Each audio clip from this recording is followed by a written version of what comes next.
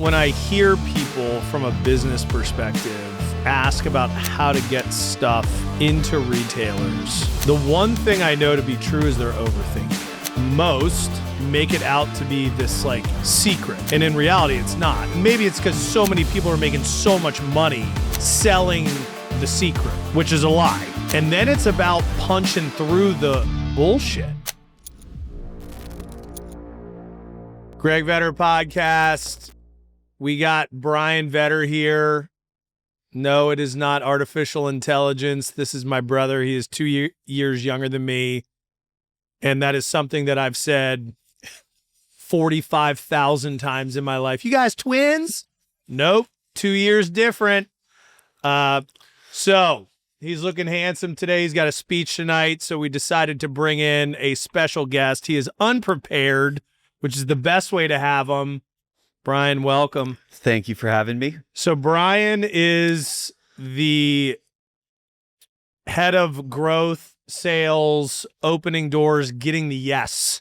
So we're going to talk about everything we did to get a yes, build the #1 organic salad dressing brand in the country against all odds from the horse's mouth. And then just tell some war stories about how we actually pulled it off, which a lot of it's in the book, but this will be just as fun. And I know one of the main questions that I'm always answering when I'm speaking and talking to new brands, how do you get into Whole Foods? How do you get into Safeway? How do you get into Kroger? How do you get into Sam's Club? How do you get into Costco? And you tell them how you do it, and nobody really believes you. But in reality, this is how we get the yes, and it's how we get the yes in every business that we're in. And so I got the first yes, which was walking in with a Tupperware container into the local Annapolis Whole Foods and telling a guy we were world famous food manufacturers. But then we fast forward, and I think the funniest one I can think of, and I'll let you tell your perspective, was NorCal. Because we had a very tight growth plan. When you own manufacturing, you always have to build it first and then live into the infrastructure that you've built. Unlike if you use a co-packer and you just have a finished good, it's kind of a wonderful, easy life. Oh, here's the increase in orders. Please make them. We're buying bottling lines and building out facilities and buying 1.5 ounce packet machines. So we needed NorCal. We needed the growth. We needed the revenue. You had a meeting. We did our normal morning routine before you walk in. And then you call me and go, dude, fucking smashed it. I just got to stay out here for a couple days. And we're going to map out the demo and marketing plan, but that's not what happened at all. No. So to set the stage, we're East Coast aggressive white males, as you all will see. And the NorCal vibe specific to the Whole Foods regional office was like everything that would hate me. Yeah. Free spirit, free flowing, hippie catching vibes, blah, Crunchy, granola, like barefoot walk vibes. Yeah. And so I'm like, hey, you're the last region we need. And then we will have successfully launched every single division. And here's all the data. Here's why we matter. Here's our story. And the more I spoke, the more hatred bubbled up in this woman. And I'm sitting here looking at her, and there's an associate buyer in there, and I'm trying to catch his vibe. I'm like, what do you think? And he's just like looking back at his boss. And I'm like, so I end the meeting every time with just a very blunt, like, so we in? And she was like, no. And I was like, no, as in like, there's a new reset, then we got to wait. She's like, you will never work here. I'm like, I thought you guys are like all about wellness and happiness. And making your own food from scratch. And she's like, yeah, that's why we don't need you. Oh, and I'm just like, so I'm sorry if I said something wrong. I did tell you this is our mom's business. I mean, our mom's dressing. This is my brother's and I's business. And our entire livelihood is tied to this. And I'm not trying to be disrespectful, but like, this isn't your money. And that probably went over well. Well, at that time, she'd already said no. So I'm like, listen here, lady. Like, I can't go home unless you say yes. And so she was like, that sounds like your problem, bro. And now I'm like getting pissed. And I'm just like, she's currently a member of Antifa somewhere. Yeah. And so I was like, look, I will sign a buyback. I will do whatever you need me to do. Just give me a chance. She's like, no. Now it's like sport for her. Yeah. And I said, you know what? In the words of Richie Pettybones Sr., I didn't get the no. I didn't get the N-O. She just doesn't K-N-O-W something. Yeah, she doesn't know yet. She doesn't know. She doesn't know you. Like tomorrow, maybe the next day, you're going to say yes. So you call me. So I call Greg and I'm like, dude, nailed it. I got the demo schedule, need to build that out. Geographically, some weird vibes. Their ABC stores don't really align to what we know. So I'll be home in like 2 days. Now, I've got $50 a night in hotel money, right? And I'm in San Francisco, so I have to go all the way out to East Bay into like some trap trailer home. Which we would wait until 9:00 till the hotel rates changed, and then we would try and find it that way. But yeah. So then I call Ken Meyer, who was the executive vice president of the East at the time. And I'm like, hey, man, this meeting did not go well. This woman hates me now, but I didn't do anything wrong. Like, I wasn't disrespectful. I was just myself. He's like, yeah, that probably didn't land well out there, did it? I'm like, you knew this wasn't going to land well and you didn't tell me? He's like, well, you've got everyone else to say yes. Like, most of these people don't like anyone. I'm like, dude, what am I going to do? He's like, well, you can't go home. You already told Greg yes.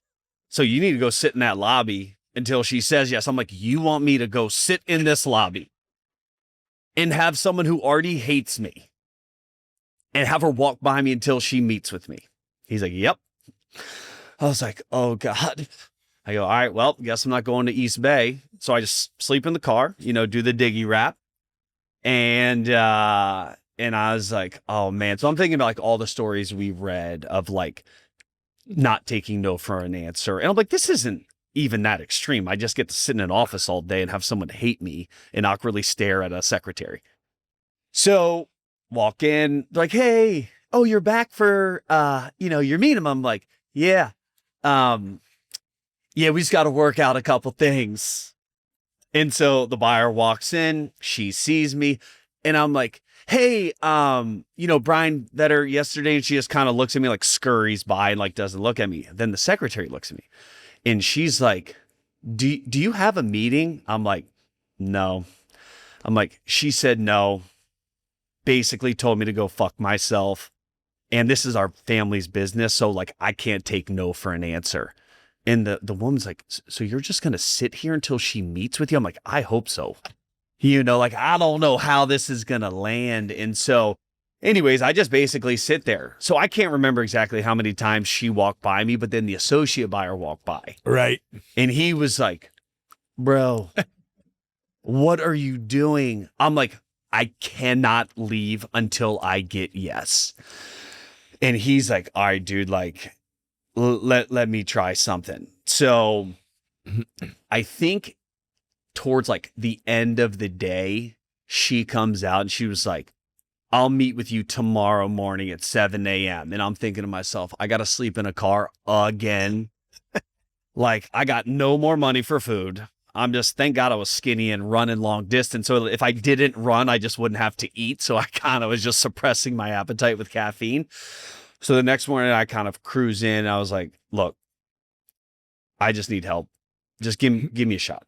I'll sign whatever I need to sign. I'll do whatever I need to do. And she was like, I can't believe you care this much. And she was like, I literally thought you were making up the family story. I reached out to a couple of the other regions and like nothing you said is a lie. So like, I got you. I'll give you a shot. And so then I called you back. I'm like, all right, dude, rollout schedule set. We're all dialed in. And I get in the car and I was like, well, then we had all for salad dressing. Then you got back and we had coffee at, it used to be Cafe Pronto, and you go, funny story, man. Funny story. So she told me to go fuck myself. And I was like, dude, you should have just fucking told me, and then we could have mapped out a strategy. You're like, nah, dog, I had to get that done. So that was the first real, we're not taking no for an answer. Yep. The next one, then Safeway called, national rollout. That was kind of fine. We didn't really have to pull off any real miracles there. Kroger, the buyer called, who was formerly with Fresh Market, I think. Yep. The head of the organic division, flew us out. We fucking got hats embroidered that we couldn't afford, t-shirts, all this shit, go out, present. They just wanted to fucking hear a funny story and get some free gear. And sent us a note like, yeah, no, we're not bringing you in. And we had just won Inc. Magazine's Entrepreneur of the Year. So then somehow you got Rodney McMullen's email and then emailed the CEO with the information that said, no, I forwarded the note. Oh, right. You forwarded the note and said, as a leader of an organization, I would think you would want to have, the Entrepreneurs of the Year for salad dressing in your salad dressing set. And what I said was, I have never been like manipulated like your buyer manipulated my brother and I. Right. And I watched your YouTube videos on vision, mission, how to treat people.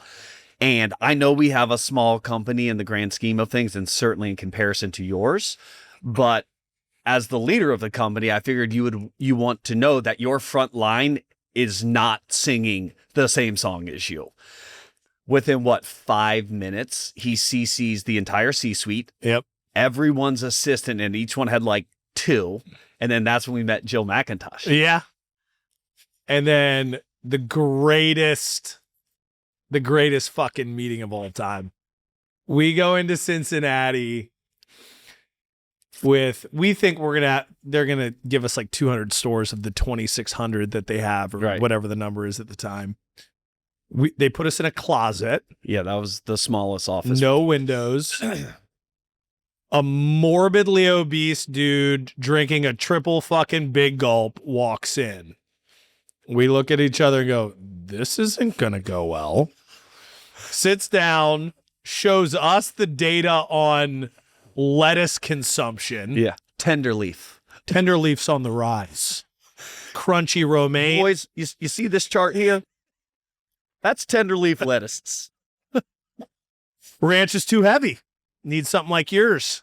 Can you do the entire country in a single rollout?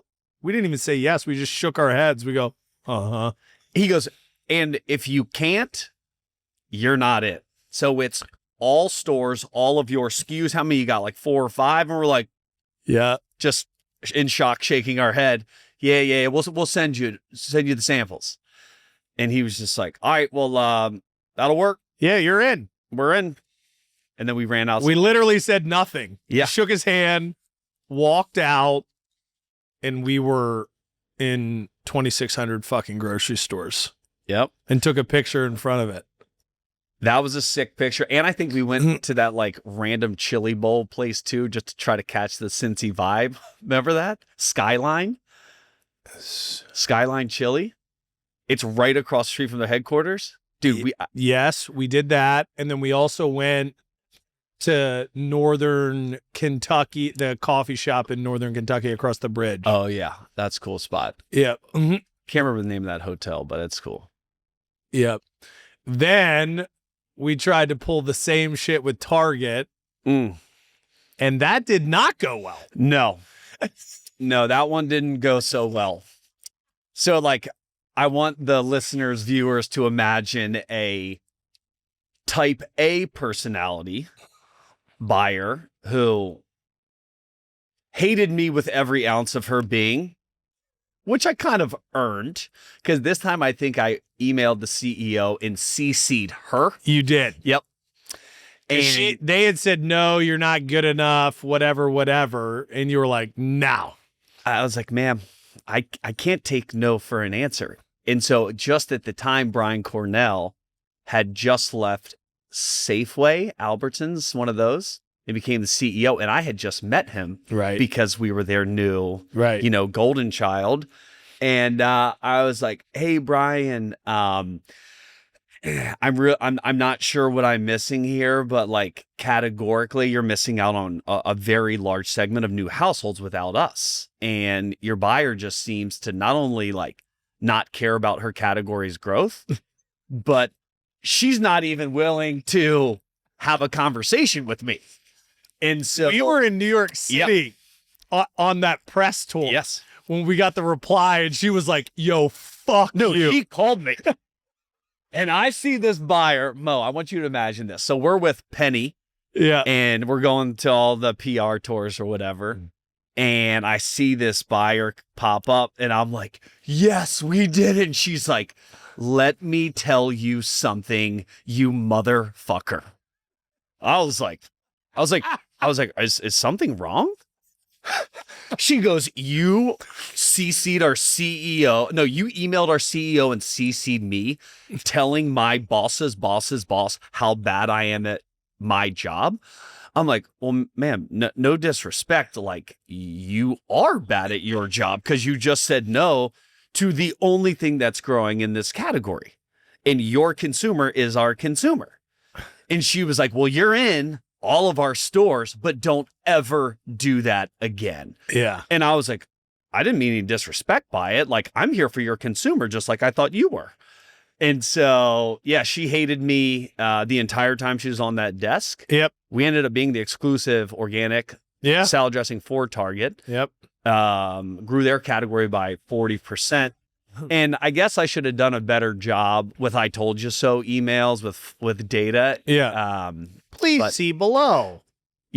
Thank you so much for having the vision to believe in us. Like, well, we were just so young and ambitious and stupid, which is a beautiful combination. But with very pure, fair intentions. Intentions were pure. Yeah. Like, ma'am, we're trying to give Americans organic salad dressing at scale so they eat healthier and it doesn't taste like shit. And we were leading the clean eating movement. It's not like we were trying to sell them heroin. Yeah. Publix. That meeting. Yeah. I have a picture that stumbled upon well, first of all, Ed Hager calls me and he's like, all right, Brian, I got us the meeting. I need you to go to Brooks Brothers and get a navy blue suit and a black suit and a tie. And I don't want nice fitting. I don't want tight. I want you to look like me. I was like, Ed, I don't know, man. Like, I don't have enough money to go buy Brooks Brothers suits. And like, that's not really how I get down. He's like, well, that is how you're going to get down. And I still have those suits. And I think I've only ever worn them to funerals afterwards. Yeah. You do have a black suit. And I didn't actually know why you had one. Yeah. And now I do know. Oh, God, that is so good. But yeah, so we go down, we meet with their team. And that was a really interesting moment because Publix is such a juggernaut in Florida, but like the disparity of money in Florida is so extreme. They show you the data of like, all right, here's what you know Florida to be: Fort Lauderdale, Miami, Jacksonville, Tampa. Right. And then they show you the percentage of consumers in those respective areas. And then they show you the rest of the state. And they were like, we control this, but we're basically a nicer, cleaner Walmart. Right. And you have to follow our rules, comply to our process. And so we go down and like, you kind of leave the meeting and they give you nothing. You have no idea how it's going. And it wasn't until we were back at Kroger with Brittany launching the produce business. Ed walks out into the hallway gets the call. We become the exclusive organic supplier for them as well, get 4 feet of shelf space and knock out all of our competition, and all because I dressed like I was going to a funeral. There you go.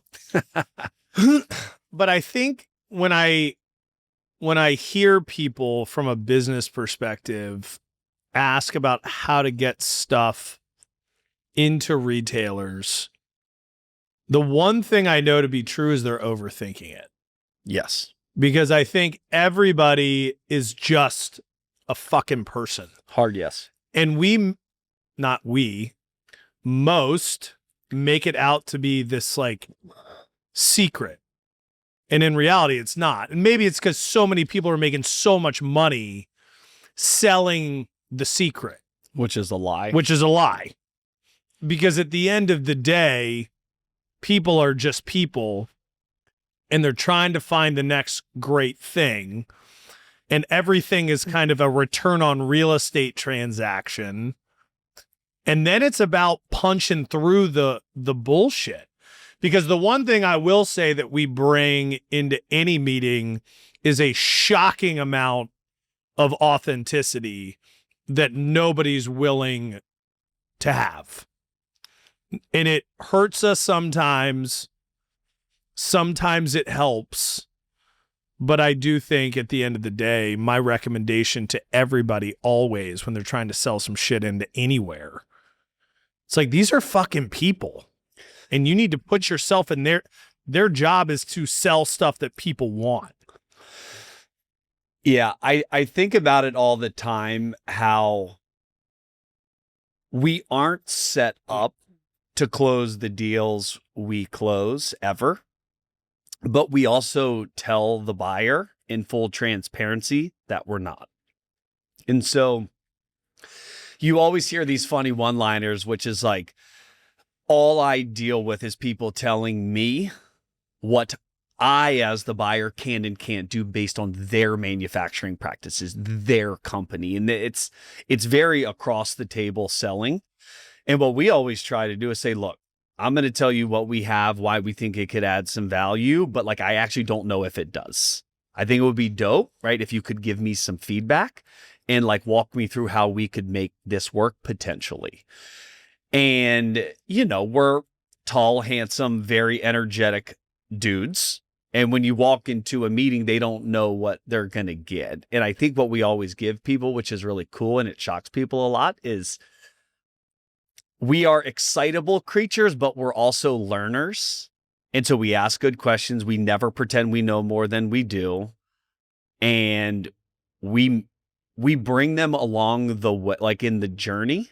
Like think about the Sam's Club team and like how much interesting and cool stuff we were able to do with them just by saying like, yeah, you want to sell more salads. Let's start with your dressing, sucking less. Yep. Right. Well, and I think the biggest problem that we've seen is that we really can help a buyer innovate. We can help a retailer sell stuff that tastes better. We can create things that consumers really want. We've done it in every category imaginable. We've done it in dressing. We've done it in sauces. We've done it in produce. We've done it in deli. We've done it in alcohol. We've done it in porta-johns. We're doing it in energy drinks. But every buyer, because they're beat down probably by so much bullshit and so many lies and so many promises that are not fulfilled, when we come in, they're like, dude, go fuck yourself. Yeah. I don't have time for your nonsense. And I do think that part is frustrating because you have the answers for the consumer. You're like, this is what they want. No one's making this shit. We can make it. We can help you. You know, how many buyers have we gotten promoted to bigger and better jobs because just like, let us do it. Yeah. We'll do it for you. We don't want anything in return. We just want to stay in stock. We want to continue to innovate. We'll do all the heavy lifting and we're not going to let you down. I mean, when we won Global Supplier of the Year for Walmart and Sam's Club, that was one of the funniest Zoom calls I've ever had. Remember how many people were CC'd on this? I was like, dude, I think we're about to get in some serious trouble here. Because it's Friday at 3 p.m. and I'm on a Zoom call. Yeah. But outside in Essex against a brick no, wall. I was at the Annapolis Boat Show. Oh. And I literally was against Annapolis Elementary School. I was like, I need a brick wall because I totally forgot about this. But it's just really cool, I think.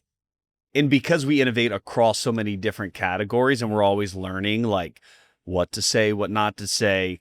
If you just, we always used to call it the homie factor, right? If you just treat someone like they're your friend, because you want to have friends in the industry you're in, you want to add value, you want to contribute, or at least we do. Maybe some don't. I don't know. It's just cool because life's too short to go to meetings and just be like, oh, I hate this person. Oh, this person's the worst. It takes away from the whole point of the brand. And so I don't know if you talk about this on the podcast or not, but I think, the way you think about creating brands that are not even gaps in the market yet, they're just kind of blind spots because so many big money companies create everyone's thought process. Yeah. And so there's slight variations to the same exact shit. Yeah.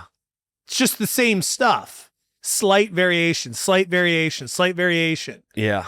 And it just creates a fucking shelf of nothingness because everything's the same. If nothing's special, then you're just going in like we're like fucking robots. We're in the Matrix. Yeah. And the other thing I think that's cool, and this is just kind of one of those funny stories that popped into my head. Do you remember when I ended up at a Star Wars bar in Georgia? Hell yeah, smoking cigarettes. So, Mo, as you know, I don't smoke cigarettes, but I do like to drink beer. So it was the Southeast region. Yes. And we were only in the Mid-Atlantic. And this buyer who I met during the Produce Marketing Association Summit was like, hey, man, like, I don't have time to meet during this show, but like, there's this cool dive bar, OTP. And I'm out here Googling, like, what is OTP in Atlanta? And it's like outside the perimeter of their highway system. Yeah. He was like, I'll drop you a pin when I get out there. And I don't ever even think I'd received a drop pin. So I call Claire and I'm like, hey, I'm going to a random dive bar, I think, outside the perimeter of like, it feels like humanity in Georgia. So if I disappear, my last known, location is this. Yeah. And she's like, you're fine. It'll be so fun, So I walk downstairs and everyone's just smoking cigarettes, drinking Pabst Blue Ribbon, 24-ounce cans. And I got a flight at 7 a.m. the next morning. Didn't they have a thing, or is this a different place where if you got a tattoo of their logo, you drank for free or some shit? Or was that a grilled cheese place in Ohio? I think that was the grilled cheese place in Ohio because this one was just like every like anti-establishment, big kind of company person. There was like Chick-fil-A guys there, Whole Foods people there, like a lot of big companies, AT&T guys were there. They're like, yeah, we're all like the biggest buyers of like this market. And we kind of all like Star Wars and, we like smoking cigarettes and drinking beer. And they're like, do you smoke? And I was like, I do now. I remember your voice the next morning. So I hit a cigarette for the first time in my life. What am I? I was 26, 27. So weren't they Marlboro Reds? Oh, yeah. They're not. There was no lights in there. I think the dude even bit the filter off and like rolled it on his tongue. I was like, oh, yeah, of course. I was like, click. So I light this thing and he hits it like his life depends on. He's like, and like a little like puff came out and he sucked it back. And it was like, and then like the other half came out of his nose. I was like, yeah, that's that deep. Yeah. I'm like, I'm taking some data. So I go to hit this thing and I get about a half a second hit in. I'm like, I usually smoke Marlboro Lights with the filter. So like, I'm trying to like just puff it. Like a fucking cartoon.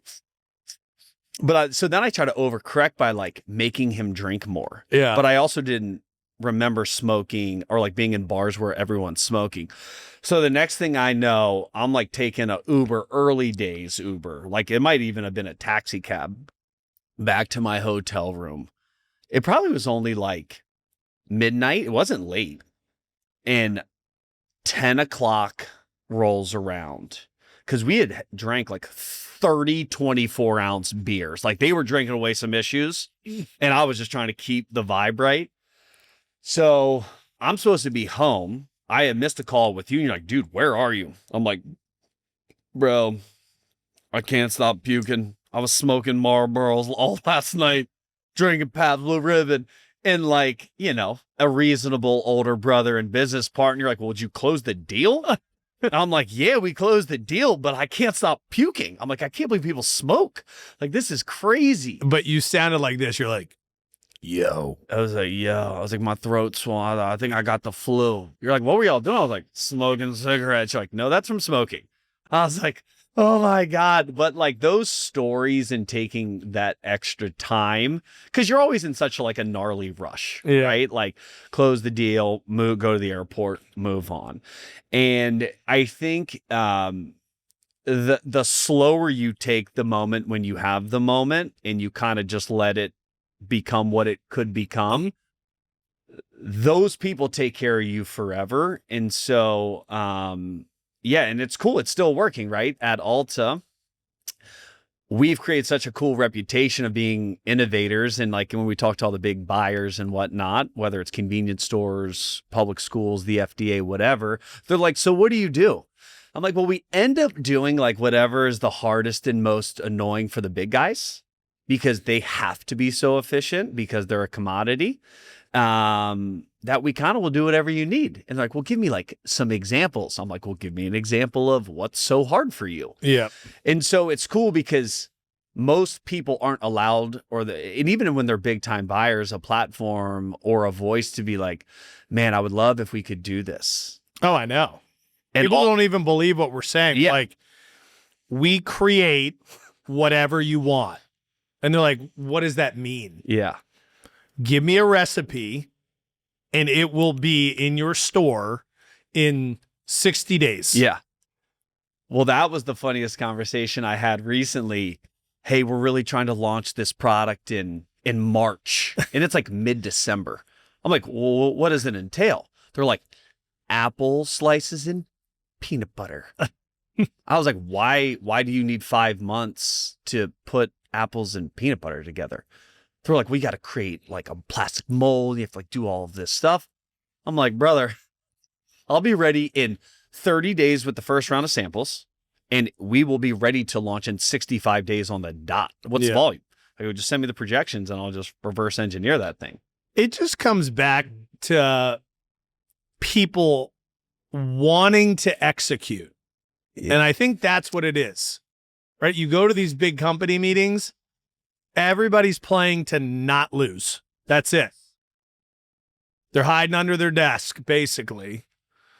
And then we've seen them. They come to our culture. We warn them 5,000 times. Listen, man, you're going to be accountable. You're going to be responsible. You're going to have to execute. I got that all day. 2 weeks in, hey, yeah, I got to hire 5 people. No, you're it. Go fucking do it. Yep. And they're not ready for that shit. No, and I think the other thing that's interesting, like as we're raising kids and growing up, in the sense of age. Because of all our gray hair. I think we look pretty good. I actually saw a picture of myself the other day at 40, and I was like, that's way better than I thought it was going to be.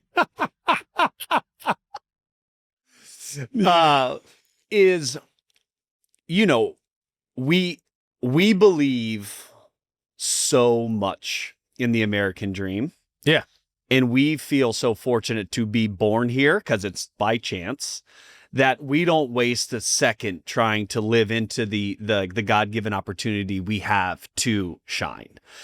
And, in some senses, it makes the kids, do you think, Dad, I'm going to be able to do this? And our default is, oh, hell yeah. Like, you guys are going to be able to stand on such a different platform than we were able to. Yep. Because we love you. We'll stick with you. Like, your uncles love you, and it's going to be amazing.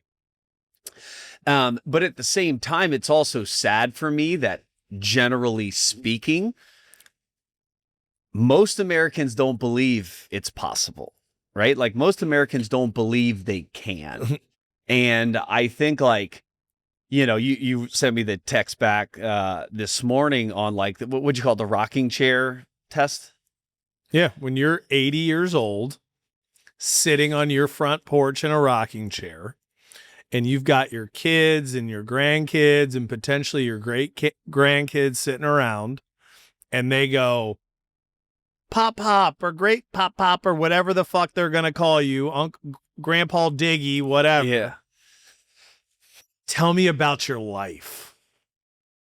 Are you going to be rocking and going, well, I worked at an insurance company and saved some money and retired, and that's it?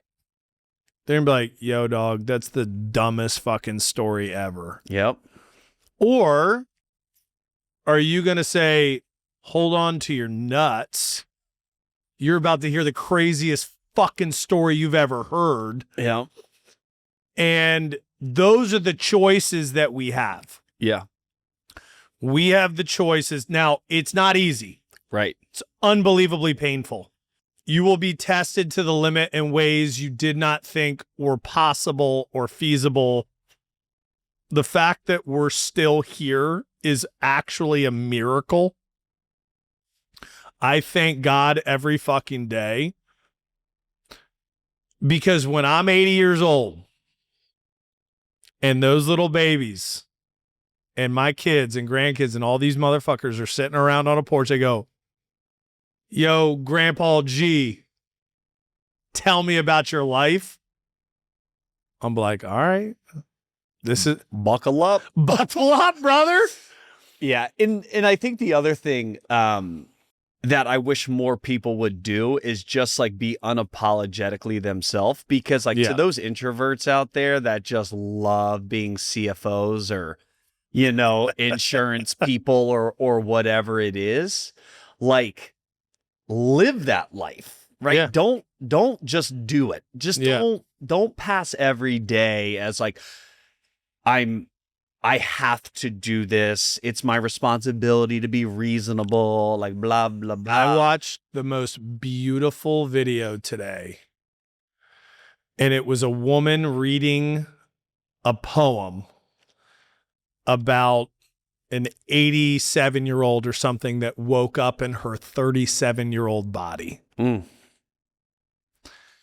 And the poem was, I woke up in my 37-year-old body, in my 37-year-old life, and my aches were less, and my wrinkles weren't deep, and my babies were next to me. So when the alarm went off, I didn't rush. I held them. I hugged them. I walked downstairs. My husband was there. He was strong and big and making coffee. And I hugged him tighter than I had ever hugged him. And he looked at me being like, what are you doing that for? And it made me think maybe I didn't hug him enough. And then while all the kids were fighting for their seats and their seat belts, usually I would have yelled. I listened to the noise. And then they dropped a bunch of food and crumbs were everywhere, and usually I would have gotten upset. But on this day, because I was 37, I took it all in. And then I called my parents and I heard their voice for the first time in a long time. Oof. And it kept going, dude. Yeah. I started fucking crying. Yeah. And I thought to myself, how amazing the opportunity we have right now to be present with the kids that we have. Yeah. In the moment that we're in, and this concept of gratitude and appreciation, because you don't get, there's no guarantee for tomorrow. We just got noticed or notified that fucking Sean Conway's dead. Okay. Damn. Yeah, that's crazy. And he's younger than me. Yeah. No, he's younger than me. He's Matt's age. And you're like, holy shit, man. And that's kind of the weird phase we're in right now. Yep. Where people are dying and people are getting divorced. And it's like, in some it's good, not the death part, but you're just looking around, you going, life is real as fuck.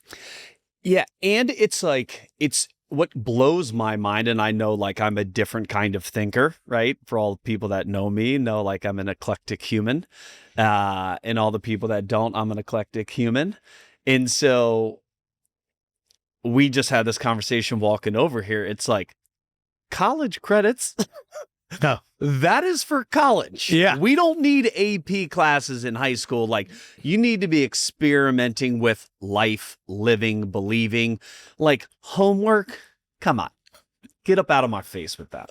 I mean, work hard, but you don't need, and this is probably some bizarre shit to say as a parent to your kids, but I'm like, darling, honors and AP, and you're an elite athlete, and you're in student government, like, you gotta fucking live a little. This is how people fucking break. Yeah. This is how people crash out. You don't need it. Like, do you need to be challenged? Sure. But do you need to wake up your senior year in high school and be like, that was the hardest, worst 4 years of my life? No, you don't. Yeah. You got to find the balance of, I want to work hard. I also want to enjoy my life. I also want to accomplish my goals. And I need to evaluate it not from the pressure that other people are putting on me. What am I capable of?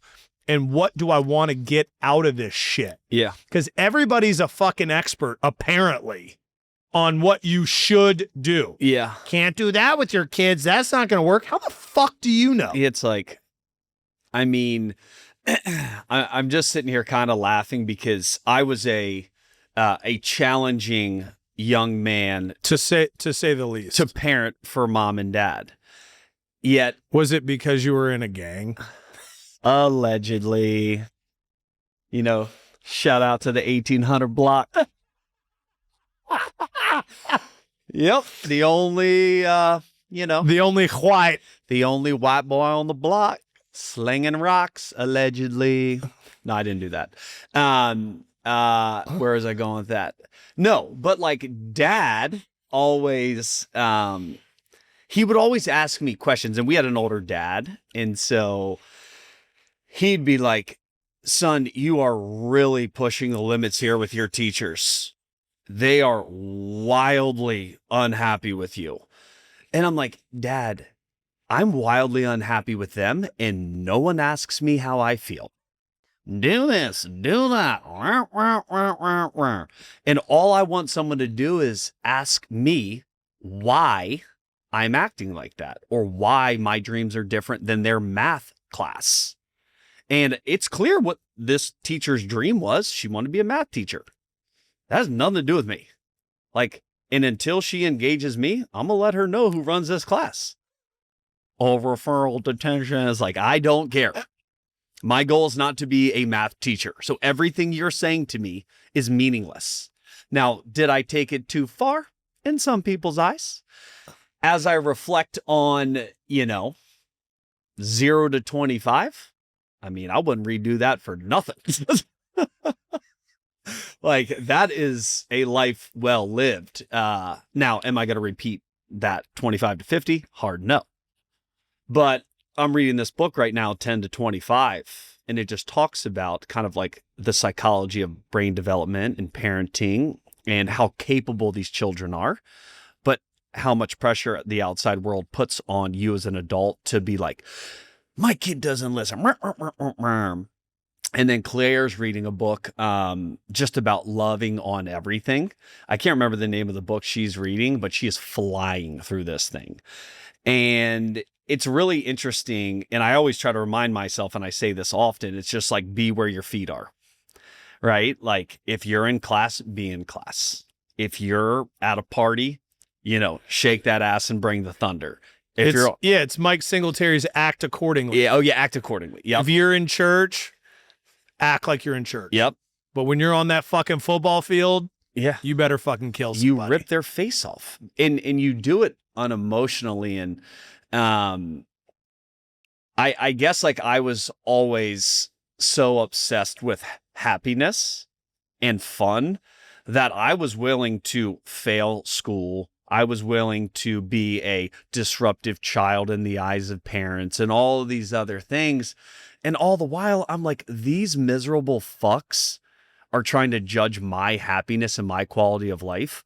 Like, every moment that they don't like me, I know how right I am and how wrong they are.